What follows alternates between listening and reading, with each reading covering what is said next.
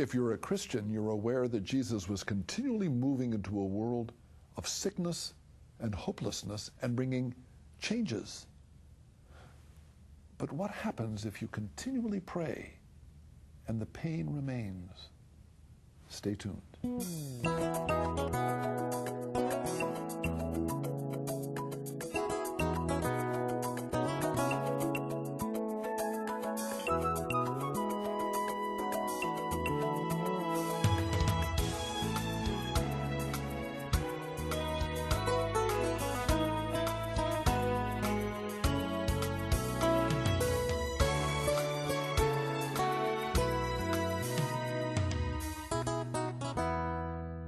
My name is Father Mike Manning. I'm a Catholic priest. We're trying in this program to understand how Jesus can be a reality of change, can be a reality of bringing us hope and direction in our life. We live in a world in which there are all kinds of enticements to true happiness, whether it's a car, whether it's sex, whether it's power. And yet Jesus comes with a message that's very simple. It's a message of making sure God is the center of our life in terms of faith and trust, belief in Jesus and his teaching, but also a deep concern and care for the people around us, a surrender of our life to the needs of the people around us. One of the things about Jesus, though, is that he's such a sign of hope to us. There were people who were born blind, and he touched their eyes and they could see. There were people who had been crippled all their lives. He would touch their legs and they got up and started dancing. There were even people that were dead, and that's getting pretty extreme, isn't it? And he was able to bring life back to even those that were dead. We can be filled so much with this hope, with this, this change. And then there's a reality in the midst of prayer of pain that doesn't go away.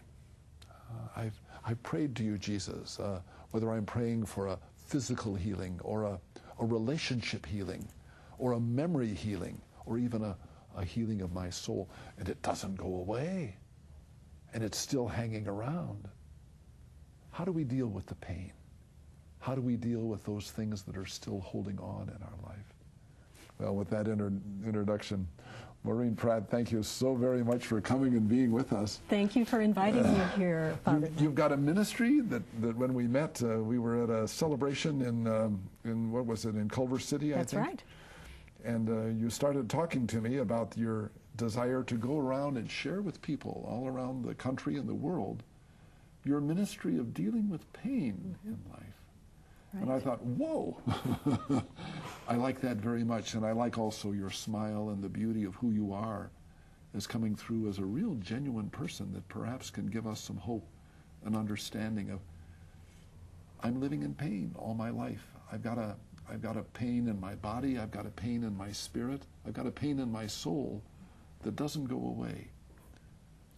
Help us. Now, before we jump into this, tell us a little bit about where you're coming from with regard to pain in your own life. What's your expertise in pain? My expertise goes way back to the first couple years of my life. I was very, very sick as a child. I had pneumonia 13 times before I was 18 years old. Oh boy, 13 times? 13 times. And if I didn't get pneumonia, I would get bronchitis. I had the mumps, measles, chicken pox, asthma, allergies. I was very, very, very sick and hospitalized for the pneumonia. I was allergic to most of the medications that at the time were used to treat pneumonia, so I would be laid up in bed for 3 to 4 weeks at a time. And for a child especially, that's really, really tough. Yes. You don't get to do anything fun. And I almost failed first grade because I was so sick. I missed so many days of school. But thankfully I was able to squeak by. Yes, yes. And I have lived with serious illness for a good part of my adult life as well. I was 10 years ago diagnosed with lupus, which is an autoimmune disease. What does that mean, autoimmune? Lupus is basically where you become allergic to yourself. Yeah. Yeah. You make antibodies that can inflame and basically attack any internal organ with systemic lupus. Whoa. There are 3 different kinds of lupus, and I have the systemic. And it has affected quite a few of my internal organs, including my heart, my lungs, my central nervous system. So it's a difficult. You look so beautiful and so healthy. That's one of the things that we call ourselves loopies. It's one of the things that we loopies sometimes have trouble with, because people will look at a room full of people with lupus and say, well, nobody in here can be sick. Yes. But one person may be in end-stage renal failure, kidney disease. Another person might be just absolutely struggling with inflammation of the sac around her heart. You know, it affects people in different ways, but generally the effects are internal, so we don't look sick. And when we're talking about pain... Yes, tell me about pain. I have osteoarthritis as well as lupus arthritis and scoliosis. And I also have had several traumatic back injuries. So I am in joint and muscle pain constantly, as well as I also have fibromyalgia. And that's really painful. And that's a pain amplification syndrome, which can cause pain in a lot of different parts of the body. So on bad days are really, really, really bad. Maureen, you're telling me a story that is overwhelming, and the problem is I'm feeling pretty good, and you're looking pretty good, and it's probably a difficulty of empathizing with you. And how do you deal with this? You know, one of the things that I try to do, and I encourage other people to do when they are sick and they're talking to somebody who isn't, yes, is to develop an illness and pain thesaurus. So, in other words, just to say you're in pain is so general. You know, you think, well, is it a toothache? Is it a, is your big toe hurting? What is it? What I try to do is say, it feels like somebody is sticking 100 knives into my abdomen. Oh, boy.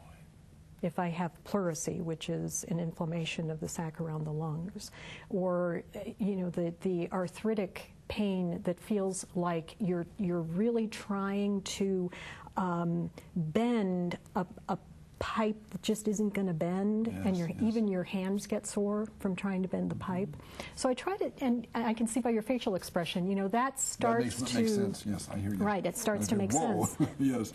And so I try to help others understand pain if they're not in pain. Okay, now let me jump in. Overwhelming. That's powerful, and I think we're reaching out. Why don't you just kind of stay by yourself and struggle, and yet you've taken a road that wants to reach out and try to help other people. Tell us a little bit about that. Why did that happen? While I was laid up in bed so much as a youngster, I was really introduced to the faith and to Jesus. And for all the suffering that he had, and he had emotional suffering as well as physical suffering throughout his life. He lost his good friends. Lost his good friends, was traveling. I mean, think if you forsook everything and just started walking from town to town in a desert climate. I mean, that's physical suffering day and night. So, yet he didn't stay home. He didn't stay inside. He didn't isolate himself. He went out and had a ministry that was just remarkable. So Jesus has come into your life, and not only has he given you consolation and support, but also kind of a fire is lit in you. Yeah. And you're out lecturing, aren't you? I am. You're traveling around the country and the world. And writing. And writing. You write a column in a... I write a syndicated column for Catholic News Service, and it's called Living Well.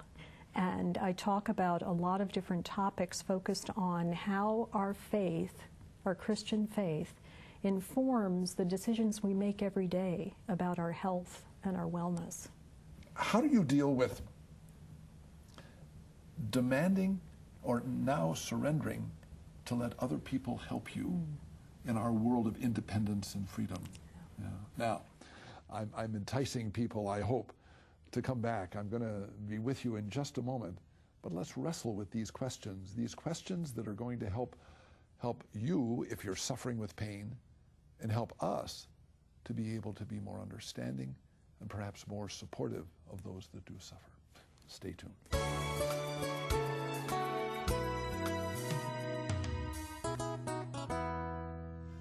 For your willingness to be able to help us here in our television ministry, I want to send you a gift for your gift. It's written by a priest, a friend of mine. His name is Father Marty Padovani. He's a member of my community. The title of the book is Healing Wounded Relationships. It speaks to the heart of what goes on in your family, in your marriage. So many times the struggle between a husband and a wife, parents and children, even the struggle between the close family and the distant family is something that needs to have an answer, needs help. And I want to tell you that this book by my friend, Father Padovani, is going to reach into your heart in a loving, caring way. The topics that are handled are some that you're going to say, oh dear, things like communication, listening. How do you deal with conflict? How do you have greater intimacy in your marriage, especially when perhaps you've been together for too many years to now really have intimacy, not just physical intimacy, but emotional intimacy and even spiritual intimacy. The book is powerful, and the book is going to enable you to find the peace and the bridge that you're looking for to be able to come to the fullness of what it means to have a life together. Remember, Father Marty Padovani, Healing Wounded Relationships. Make sure you get in touch with us through your check, through your donation, and ask, please, would you send me that important book that can bring healing to my marriage, to my family? Please do it right now.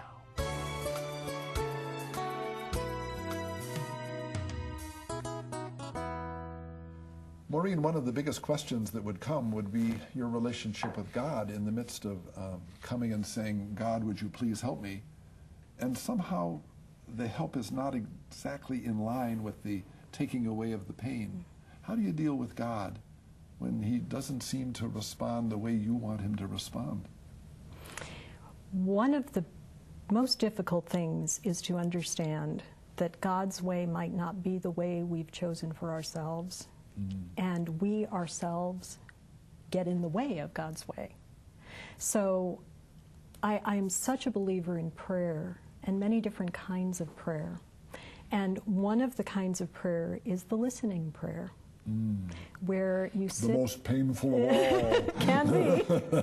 But it can also be the most freeing of all. Yes. Because when we listen, when we go to a quiet place and we train our minds and our hearts to leave outside the room all those things that, the petitions that we want to pray for and the prayers that automatically leap to our tongues, but to really sit in quiet with God, gradually we begin to be directed inside, deeper and deeper, and we can really, really hear what's right in God's eyes. And often that isn't what we would want for ourselves. So for the person, like I am living in constant pain. And one of the big questions that people do ask when they're in constant pain is, when is this pain going to be finished? Yes. And there's a real distinction between to be cured and to be healed. Ah, that's a good one. Tell me, what does that mean? A cure would be, and I believe that God can cure at any time, God just taking away the illness, the deformity, the disability, whatever it is that we feel is holding us back. A cure, okay. Right. Okay. The cure would be just taking it away. If I'm blind, all of a sudden I can You see. see, And, yes. and if I never walked, all of a sudden I can walk. Right, and if I'm you're cured of that. Exactly. If you have an illness and it's gone, there's no trace of The it. woman had the flow of blood. She touched exactly. the hem of the garment of garment. Jesus. Boom. She was Right. she was cured. Yes. But now you're saying there's a different thing with healing. Now, while it won't be for all of us in this life to be cured, some people do live their entire lives with various illnesses or disabilities. It is within each one of our reaches to be healed. Now, what does that mean? What do you mean, To healed be of? healed is to find a way to get God center, to have the focus on God's will, to know that even if you live in pain, there is a ministry within that pain. There is a reason within that pain. And God asks us to be at peace with that condition, whatever it may be. And so we can walk with God, with our pain and our illness and our suffering, and be lights for God.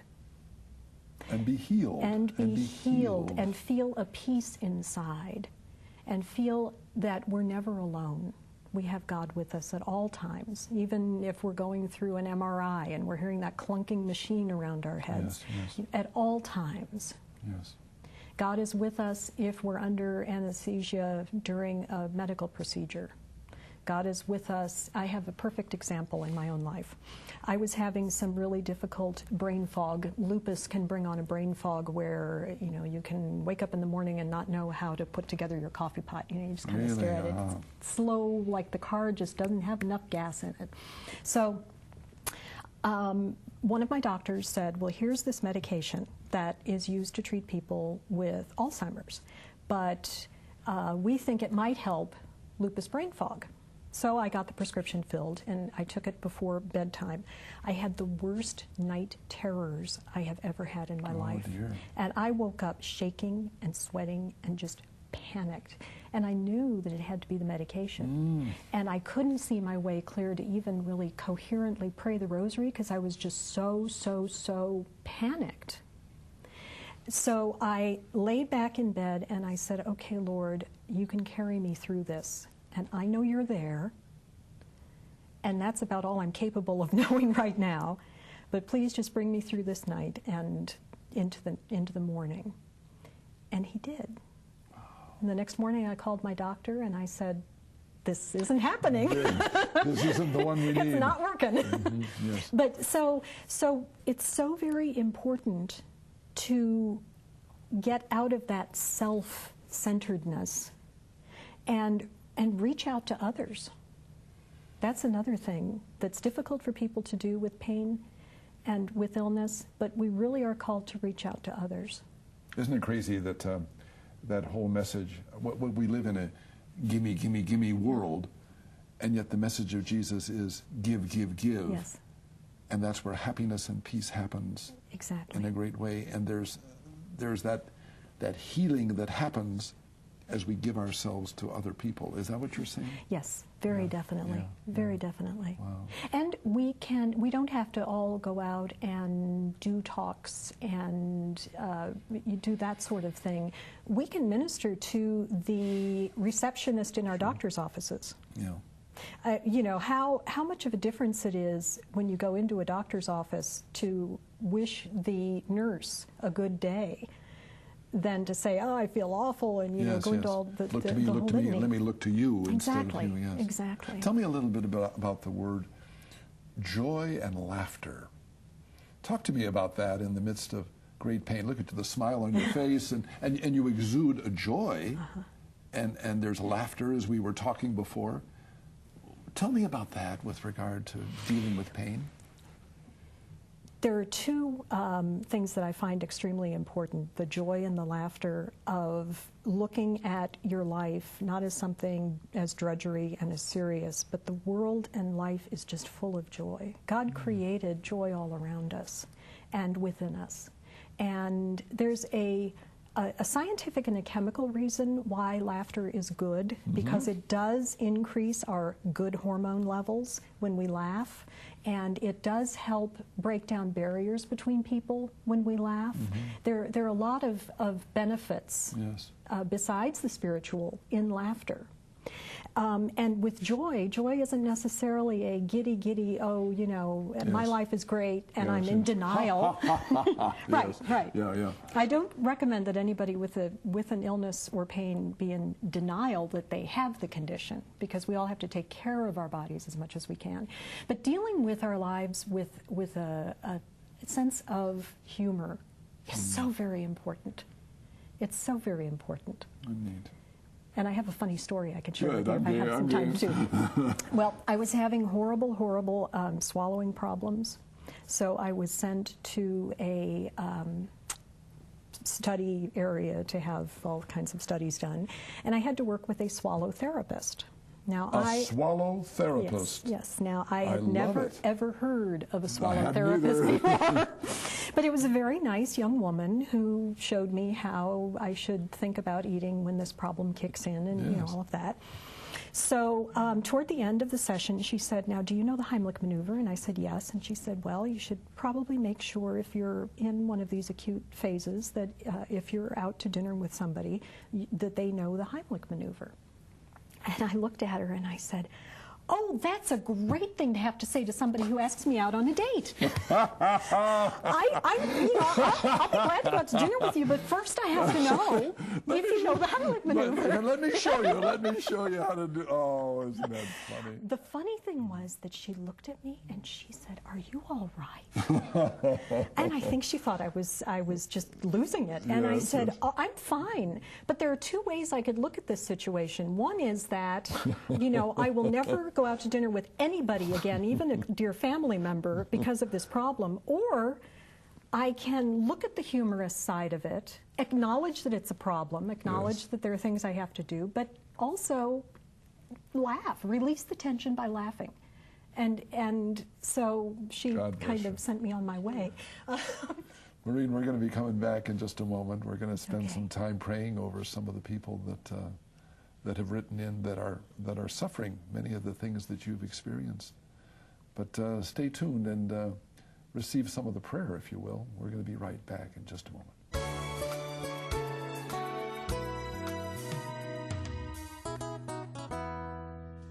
I would like to invite you to participate in this program, not only with your prayers, but also with your donations. And as you reach out and give support, I would like to reach out and give you a very special gift. It's a book by a friend of mine, Father Marty Padovani, a Divine Word missionary. The title of the book is Healing Wounded Relationships. This book gets to the heart of what's breaking up families today. The struggle with communication, the struggle with commitment, the struggle with intimacy in our life. I want you to have this and not only be blessed by what you see on the television program, but you can take this home and you can take this to bed and you can allow yourself to reach the fullness of the meaning of what real love is about by allowing relationships to be healed.